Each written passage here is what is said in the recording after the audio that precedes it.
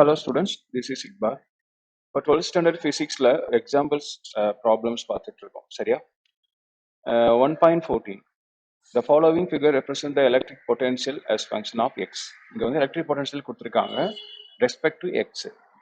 என்ன கேக்குறாங்கன்னா plot the corresponding electric field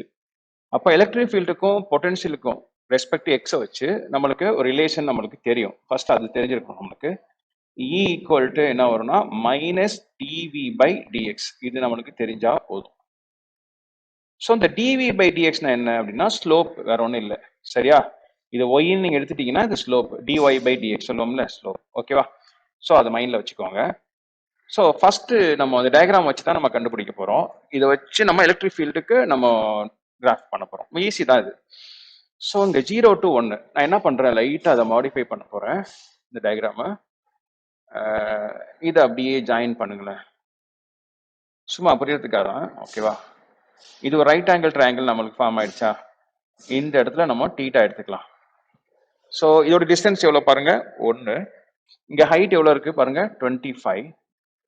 okay ஸ்லோப்னா tan theta தானே ஸ்லோப்னா என்ன அர்த்தம் tan தீட்டா சரியா ஸோ இங்க dv by dx நம்ம கண்டுபிடிக்க போறோம் ஸ்லோப் அப்ப dv by dx ஃபர்ஸ்ட் வந்து 0 to 1ல for x equal to 0 to 1ல dv by dx வந்து எவ்வளவு கிடைக்குது அப்படின்னா tan theta போடணும் அவ்வளவுதான் tan theta என்ன formula opposite side by adjacent side 25 by 1 25 அப்போ e என்ன கிடைக்கும் e equal to இந்த மைனஸ் அப்படியே வச்சுக்கோங்க dv by dx க்கு பதிலா 25 அவ்வளவுதான் முடிஞ்சுச்சு tan theta யூஸ் பண்றேன் அவ்வளவுதான் ஓகேவா சரி அதுக்கப்புறம் for x equal to 1ல இருந்து 4 வரைக்கும் 1 to 4 நம்மளுக்கு தெரியும் any line parallel to the x axis அங்க ஸ்லோப் வந்து என்னவா இருக்கும் 0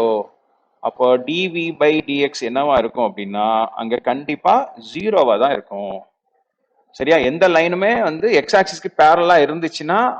ஸ்லோப் கிடையாதுன்னு அர்த்தம் ஏன்னா இந்த எந்த ஆங்கிள் இருக்காது θ equal to 0 அப்போ dv by dx slope also 0 ஓகேவா சரி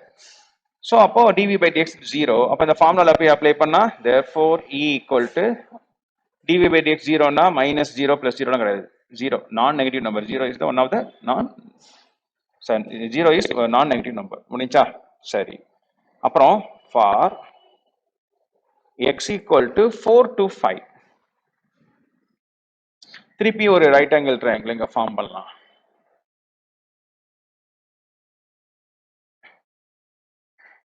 ஸோ எக்ஸ் ஆக்சிஸ்க்கு இந்த அக்யூட் ஆங்கிள் தான் இருக்கணும் அதான் இது என்ன இருக்கு பாருங்க எக்ஸ் ஆக்சிஸ்க்கு வந்து என்ன இருக்குது அப்டியூஸ் ஆங்கிள் பெருசா இருக்கா அப்ப இந்த சைடு நம்ம டீட்டா எடுத்தோம்னா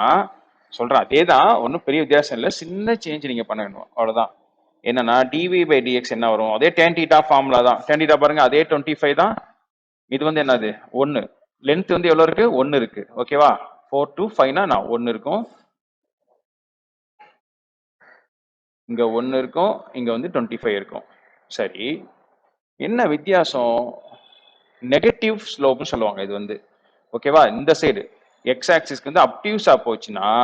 நீங்க என்ன பண்ணிக்கணும் ஸ்லோப்புக்கு மைனஸ் போட்டுக்க வேண்டியதுதான் சரியா மைனஸ் போட்டுக்கணும் செகண்ட் கோடன் வேற ஒன்றும் இல்லை இது ஃபர்ஸ்ட் கோடன் போதும் செகண்ட் கோடன்ல வேற ஒன்றும் இல்லை மைனஸ் 25 அப்போ தேர்ஃபோர் இ ஈக்குவல் டு என்ன வரும் இங்க ஏற்கனவே மைனஸ் இருக்கா அப்ப பிளஸ் 25 ஆயிடும்